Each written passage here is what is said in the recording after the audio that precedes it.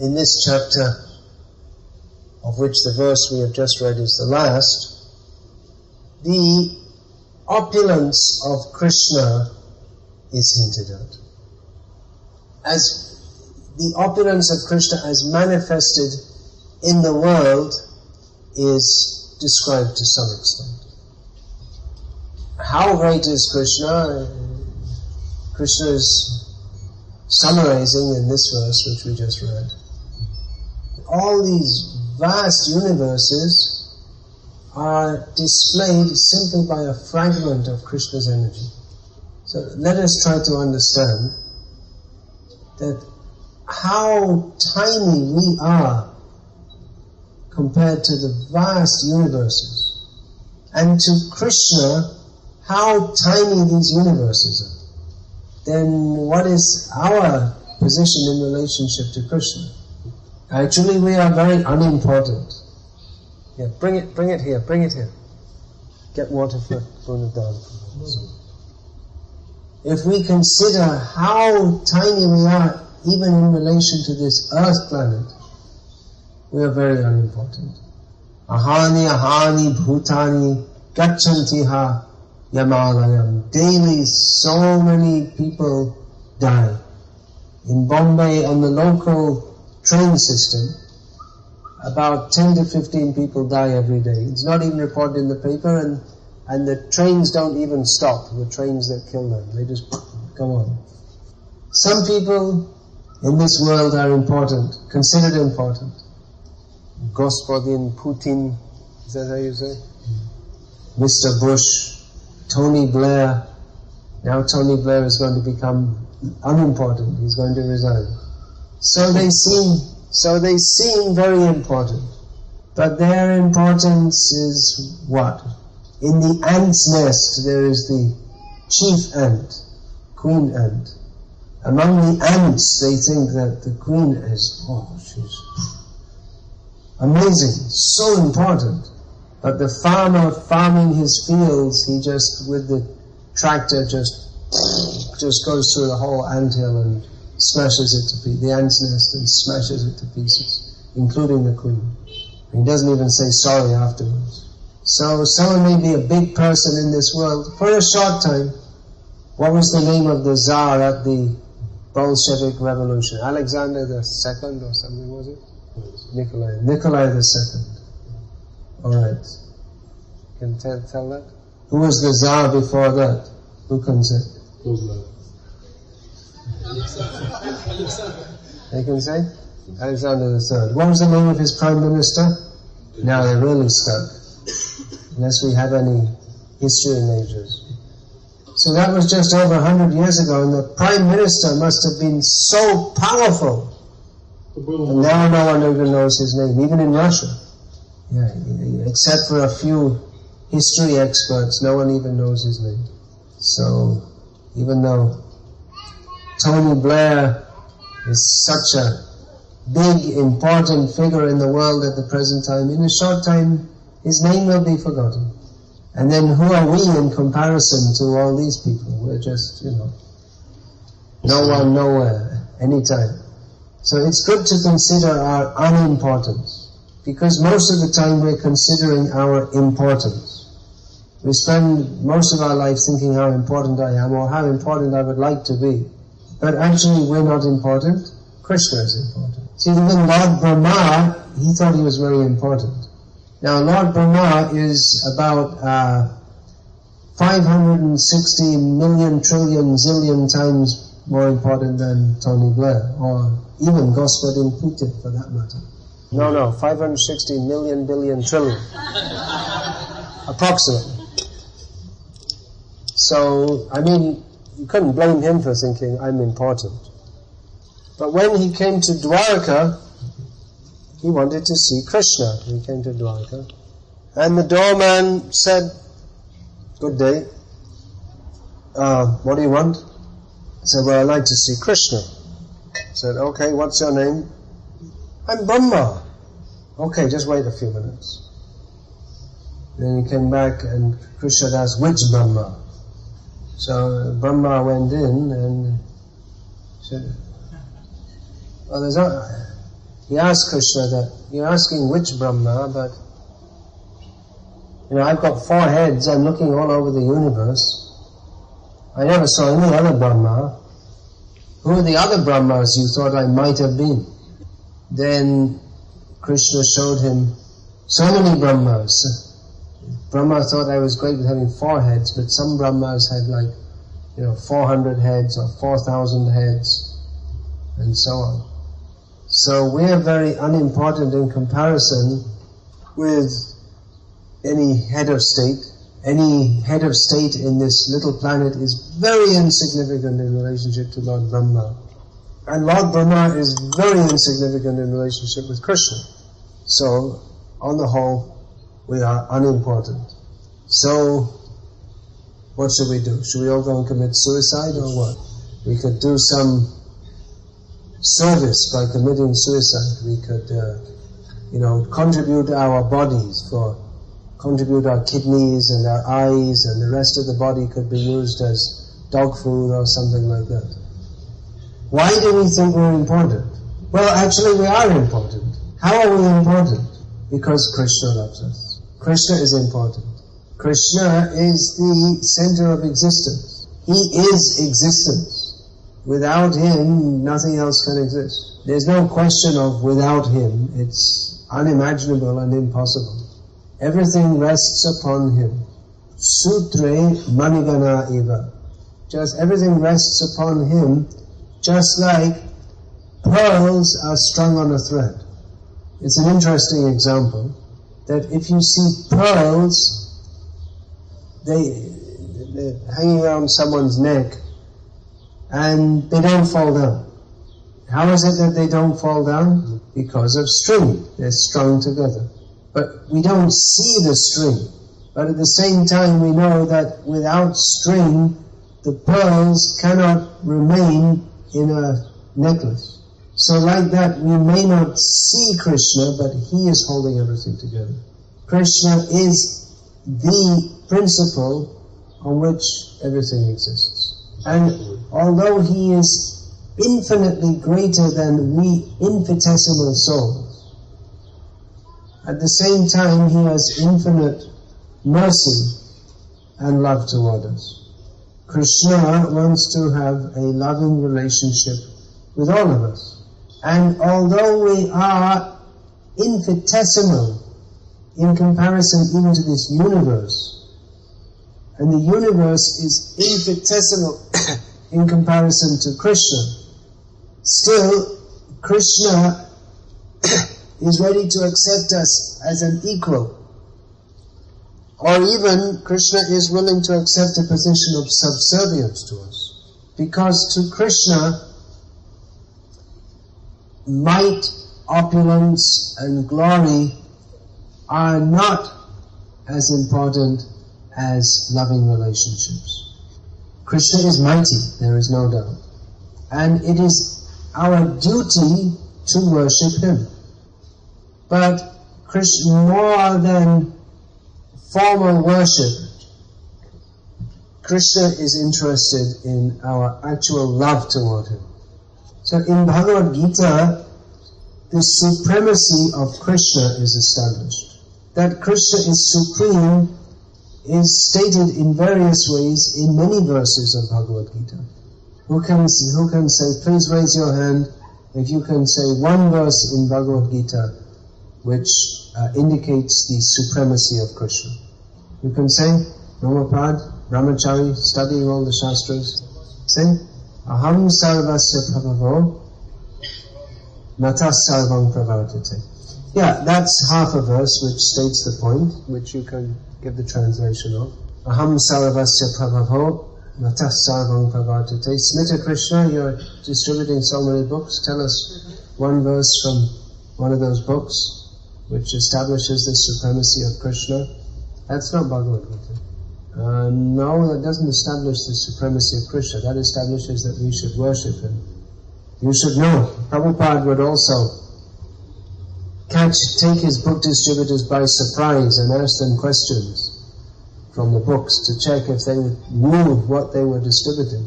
Now, all my disciples will come to sit at the front. In the next lecture, they'll all hide at the back, or wait outside or something. Better you learn the verses and come and sit at the front. Then Sadashiv, you're a Pandit. Mata Parataram Nanyat Kinchit. It's a struggle. Okay, Kinchidasti. Alright, that's enough. Mata Parataram Nanyat Kinchidasti. That's, which means you can get it. There's a translation. How you're putting him on the spot.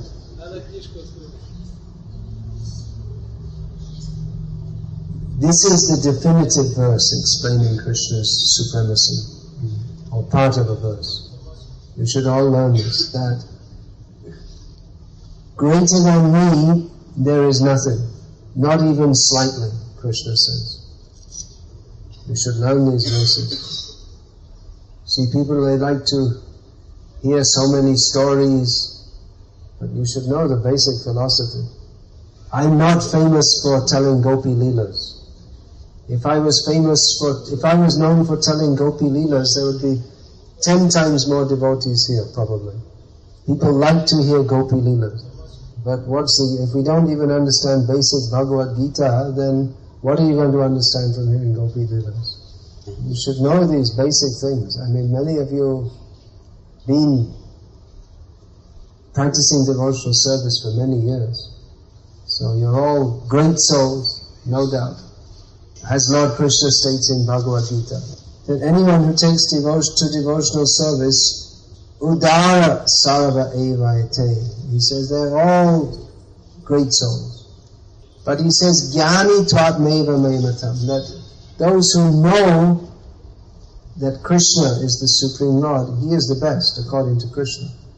So please learn at least Bhagavad Gita as it is. Without understanding this basic philosophy of Krishna consciousness, then where is our Krishna consciousness? Krishna consciousness means to be conscious of Krishna as the Supreme Personality of Godhead and our relationship with Him. That is the basis. That is called Sambandha Gyan. On the basis of understanding our relationship with Krishna, then we can properly practice devotional service, which is called Abhideya. And then we can proceed towards Prayojan, the ultimate goal of entering into the spiritual world for eternal service to Krishna. But if we don't understand the basic principles, then even we may be superficially practicing devotional service, but we'll be harboring so many misconceptions. Recently I had the good fortune to be on an intercontinental flight with His Holiness Shivaram Swami. So we're both writing books and we were discussing about writing books. And he's writing books about Krishna's Vrindavan Leelas. And I told him I'd also like to write books like that. But I'm working in the basement. There's a lot of work to be done there also. That devotees have to be solidly fixed in the basic understanding of Krishna consciousness. So, without understanding the basic principles very solidly, then nothing else will be solid. We'll be solid. We can build a very beautiful house, but without proper foundations, then it will soon crack. So, in Moscow we have to build a beautiful temple for Krishna. Not only in Moscow, in every town and village all over the universe. Foundation has to be very solid. The foundation means that the devotees have to be solidly fixed in Krishna consciousness. If the temple is built with very beautiful architecture and design, but the devotees are not solidly fixed in Krishna consciousness, then Krishna cannot be worshipped properly. So what are the basic principles? We should all understand very clearly. The first one is, well, how do we receive knowledge? What do we accept as authoritative knowledge? How shall we learn what is actually the truth? Shall we go to Tony Blair? We mentioned his name already in the lecture a few times. Well, he's an exposed liar, so no hope of getting any truth. No hope of getting the absolute truth out of him, because, even in temporal matters, he's a liar. And all politicians are liars. So, how shall we find out what is the ultimate truth? There used to be a newspaper in the Soviet times. They're still going on, Pravda.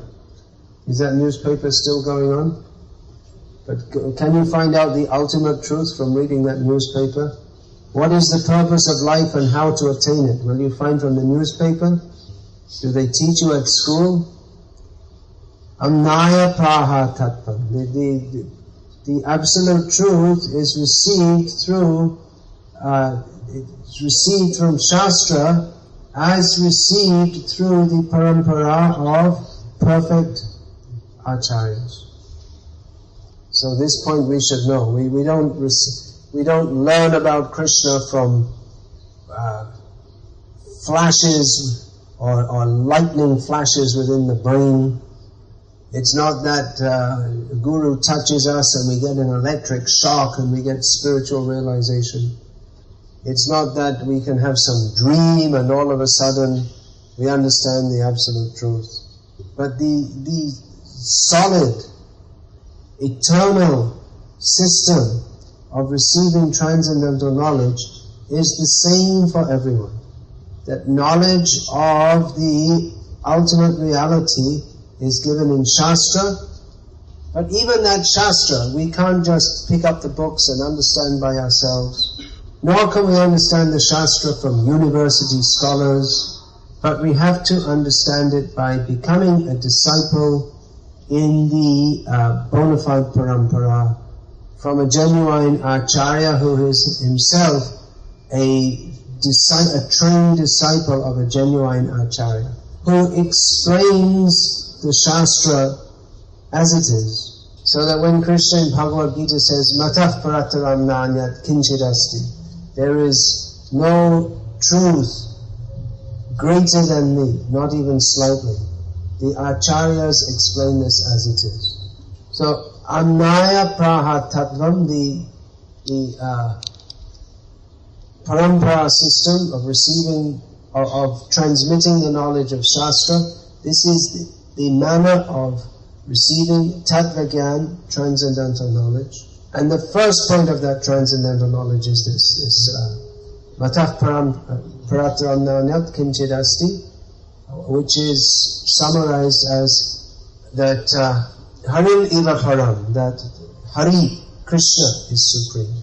Before we are to understand how Krishna is running in the forest of Vrindavan, we have to understand how he is supreme. He is Sarva Shaktim, replete with all energies. That is his opulence, his magnificence, his power. But he is also Rasabdhim, he is also an ocean of rasa. So both these sides, they're not actually both sides, but they're two perspectives of understanding the supreme reality. That he's all powerful and he's also full of rasa. He's the ocean of rasa. Tadvibinang shamsta jivam, and the jivas, the tiny parts and parcels of him, they are his separated parts and parcels.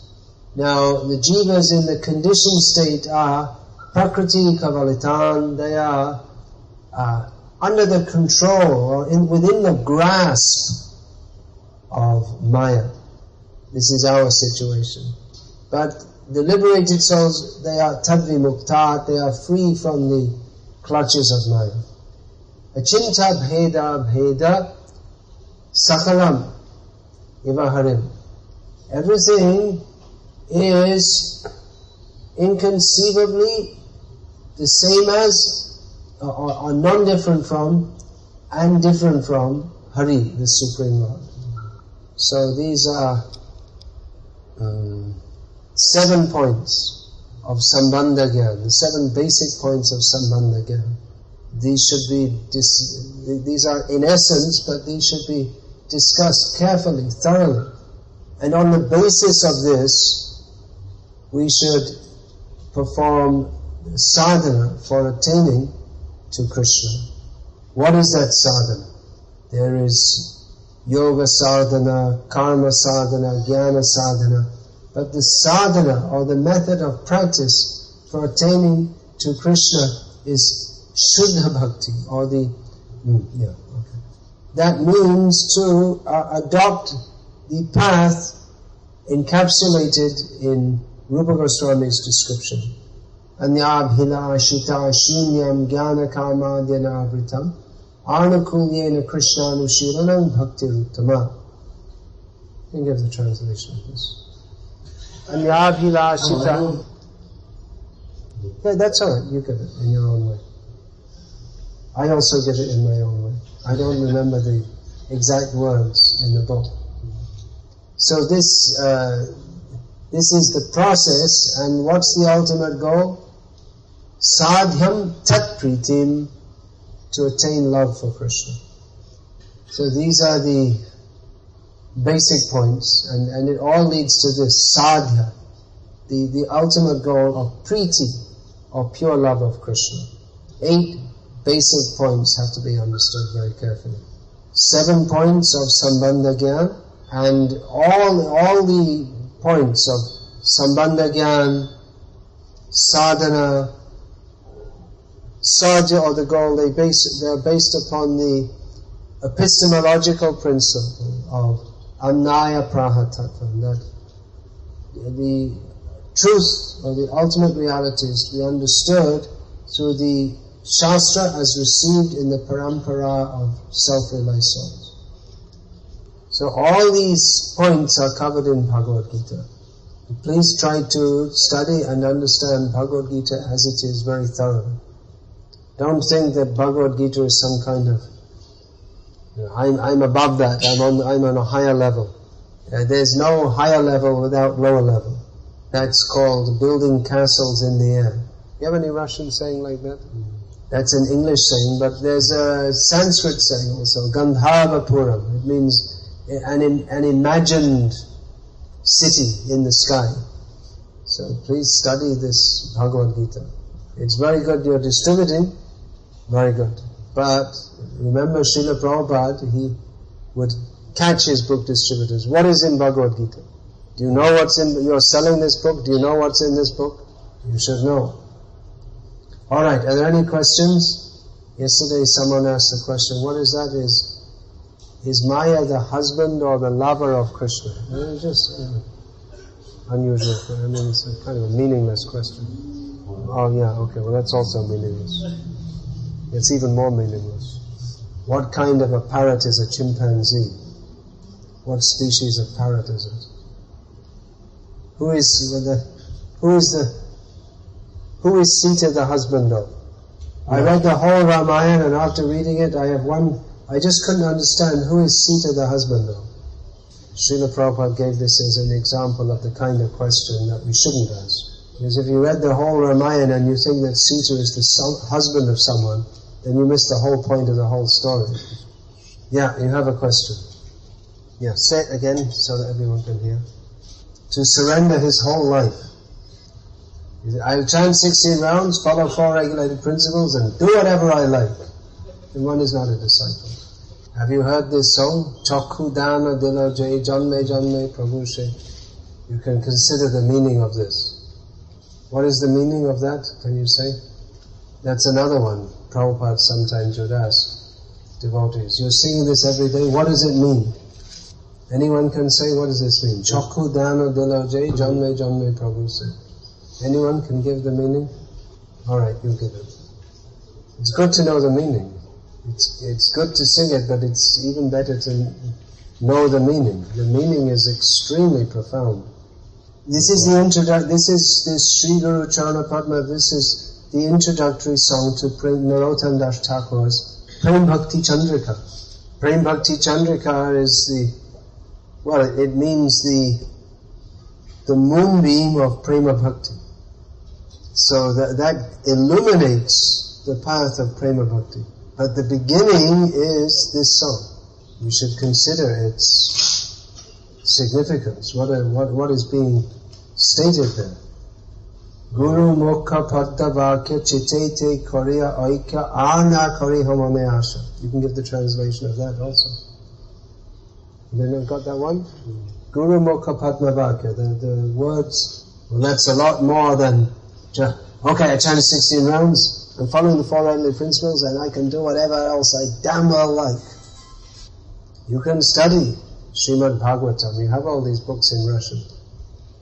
You can see the behavior of ideal disciples, such as the boy saints, Dhruv Maharaj, Prahlad Maharaj, both disciples of Narad Muni. They are exemplars. Any other questions? No, everyone's fully convinced or fully bored. What's going on? Yeah. Yeah, do you want to say it again in Russian? Well, there is a word which is well known among followers of the Vedic culture. That word is svadhyay, which means self-study. That word is also mentioned in Bhagavad Gita. But studying by oneself doesn't mean that means we study scripture, but we also learn from the bona fide authorities. And the personal study is supplementary to the personal guidance. So both things should go on side by side. Please study Srila Prabhupada's book. It's very important to study Srila Prabhupada's books, which give us the foundational knowledge of Krishna consciousness. Nowadays there are many, many other books other than those of Srila Prabhupada which are available for devotees to study. But the books which Srila Prabhupada has translated and commented on are the foundational books of our Sampradaya. Srila Prabhupada especially recommended the study of 4 books. Bhagavad Gita as it is, Srimad Bhagavatam, Bhakti Rasamrita Sindhu, and Sri Chaitanya Charitamrita. Of course, Srimad Bhagavatam and Chaitanya Charitamrita are published in many volumes, but they're one book in the sense they're one work each. Now, of these 4 books, 2 are ancient scriptures. Bhagavad Gita is accepted by almost all schools of Hinduism, and there are just a few strange and unorthodox schools which don't accept it. Srimad Bhagavatam is also widely accepted, principally by Vaishnavas, but there are Mayavad commentaries on Srimad Bhagavatam also.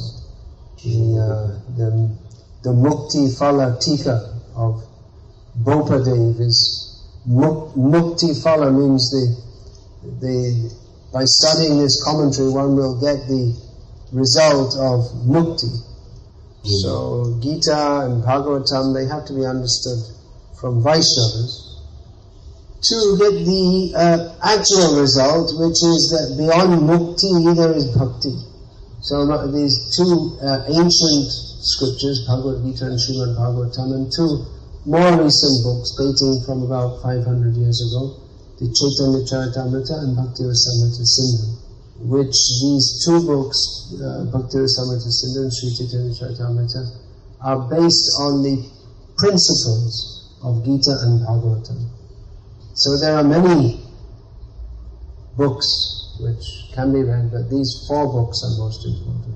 These New Age management gurus and personality development gurus, they recommend for personality development, one should be an avid reader. Avid reader means you read a lot. And they recommend that you should read quality literature. Even probably the most famous of the New Age management guru, Stephen Covey, he recommends among the books that you should read is Bhagavad Gita. So they're recommending even to be a success maturely, one should be aware of what's going on in the world. One should be increasing his understanding all the time by imbibing quality literature. Reading quality literature means to imbibe the thoughts of developed persons. If we read cartoon books, we fill our brains with really rubbish. I mean, really rubbish.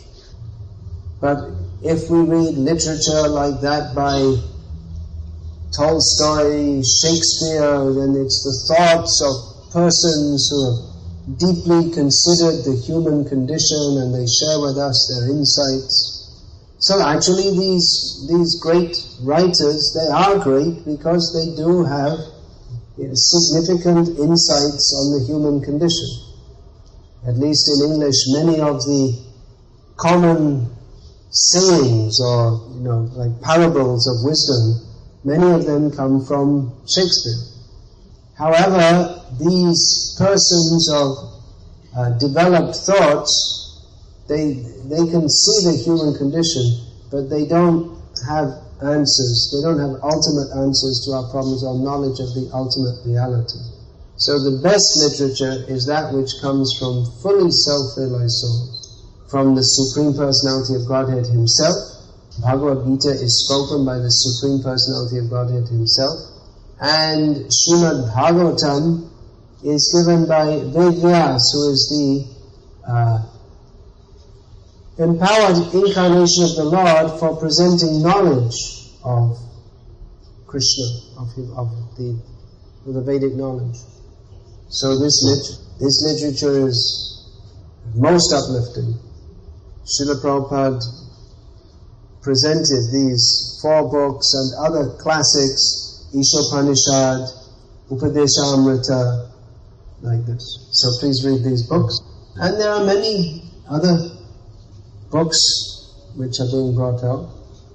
I recently saw, I didn't read it, but I saw it being published by our godbrother Bhurijan Prabhu, a huge volume which gives, it's a study guide to the first 4 cantos to Srila Prabhupada's edition of the first 4 cantos of Bhagavatam.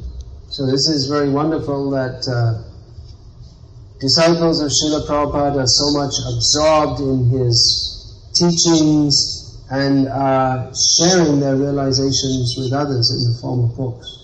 Oh yeah, please read the question. You want a one-liner answer?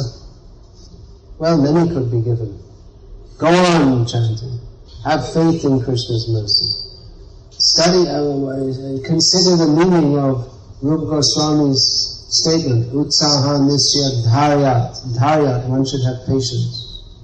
These are all possible answers, but if one feels I'm having a spiritual crisis, which actually after 22 years one shouldn't have, one should be helping others with their spiritual crises. But it's good then to consult with one's spiritual guides. If there's no taste, then that means we must be making some offenses, otherwise there should be some purification. So you'll have to analyze that with the help of spiritual guides and see what am I doing wrong. Yeah. Well, I think the person who asked the question knows the answer. They wouldn't be other sampradayas if they did acknowledge it. They wouldn't be other sampradayas. They'd be Gauriya if they acknowledged it. Yeah, there's a question. Well, if the translation is not faithful, then if the translator comes in between if he imposes his own consciousness and understanding rather than acting as a transparent via medium, then the translation is no longer Bhagavad Gita as it is, exactly. In Hindi, it's the translators, they're smatterings of Mayavad have come in the Hindi translation, so all of Prabhupada's books are in Hindi are being re-edited now. Apart from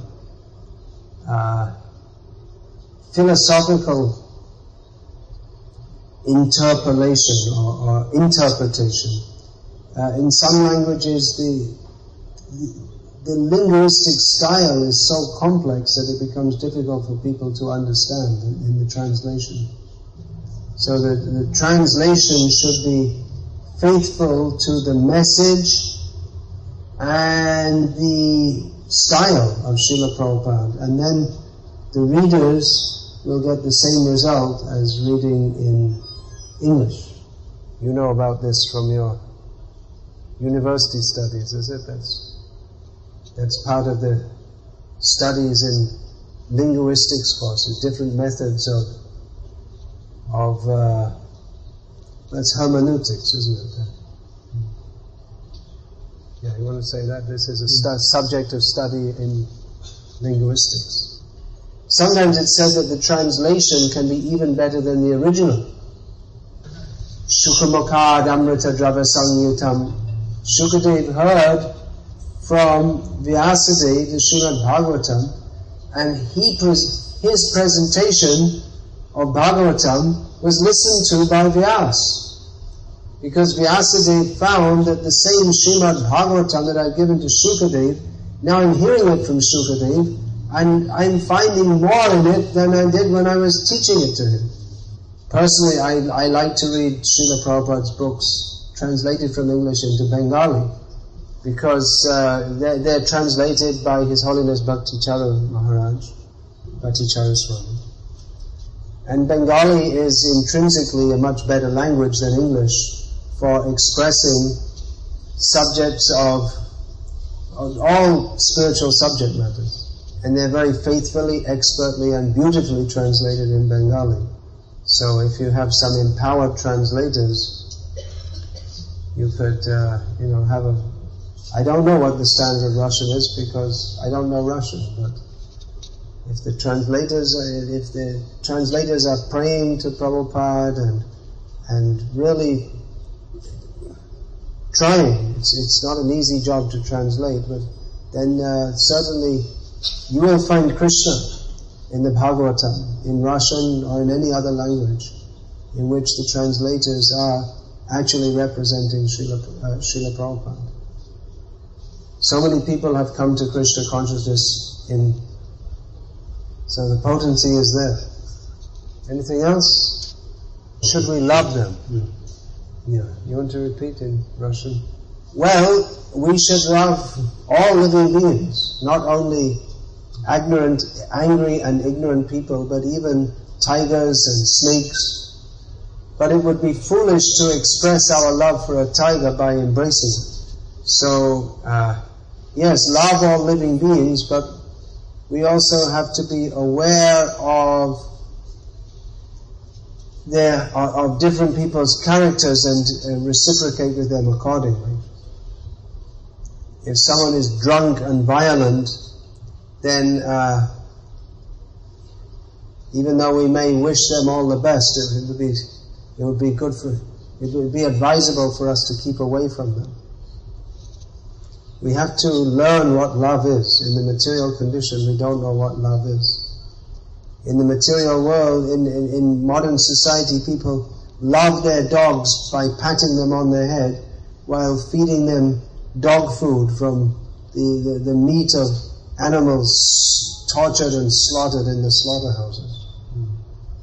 In many states in America, it's illegal to own a dog if there's no one at home all day to be at home with the dog, so the dog doesn't get lonely. They're very concerned that the dogs don't feel lonely. But they're killing millions of cows in the slaughterhouses. Literally, every minute on this planet, more than 4,000 animals or birds are being slaughtered for meat. But they love their dogs. Is this love? Love is possible when we understand our relationship with Krishna and Krishna's relationship with all other living beings. In the Vedic literature, the king is enjoined to kill certain offenders. Capital punishment. So that is his kindness in such circumstances. Because by doing so, he protects the citizens from such heinous crimes. Heinous means terrible crimes. Warns others who might think of performing such terrible crimes not to do so. And frees that criminal from the terrible karmic consequences he would have to undergo if he were not subject to capital punishment. This may seem like a certain moral questions seem very difficult. About 2 years ago, was it? 2-3 years ago in Moscow, some terrorists took over a cinema hall. How long ago was that? 4 or 5, whatever, yeah. And eventually the police or commandos or whatever it is went in there and killed all the terrorists. No trial, nothing. So the moral implications of this were discussed throughout the world. How are we to understand what is right and what is wrong? We have to understand from Shastra, or Scripture, which is the Word of God. The bombing of Hiroshima and Nagasaki was justified with that if that had not been done, the Second World War would have continued much longer and there would have been much greater loss of life. So is that love or not love to drop the nuclear bombs? What do you think? At least in the Vedic literature there's no allowance for killing citizens who are not involved in the fight. Modern warfare is actually demoniac. Bhagavad Gita was spoken before the battle of Kurukshetra. Only the Kshatriyas were called to fight. Not that the whole society becomes bombed to pieces. There's certain rules of war. You don't attack even a Kshatriya won't attack another Kshatriya who's not armed. So this word love is used it's bandied about, but what is meant by love? The boundaries or the parameters of love should be, what is good, what is evil, that should be understood from Shastra. There's a very interesting book written by one of our God brothers who recently passed away, Dimensions of Good and Evil by Suhotra Swami. I think that's translated in Russian. Very interesting book. Recommended reading. If it's in Russian. What is good and what is bad? Again, the same example. We think patting the dog on the head is very good and killing the cow is also very good. It's hypocritical. Terrorism is bad. Anyone disagree with that? What about the terrorism of killing millions of animals? That's also terrorism. When the Twin Towers went crumbling down, the world thought, well, that's very bad. A few thousand people got killed, but a few thousand animals get killed.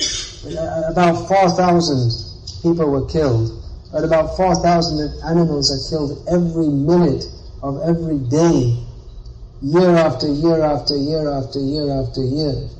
Is that not terrorism? Hare Krishna, Hare Krishna, Krishna Krishna, Hare Hare.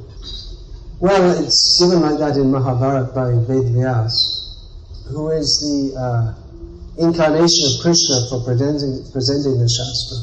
And we see that each chapter of the Bhagavad Gita covers a particular topic.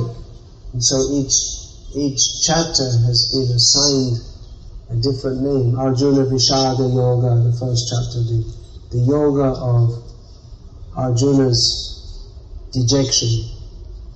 Yeah, Vishada. Of Arjuna's dejection. Dejection. Sorrow. So, Hare Krishna. We'll finish there.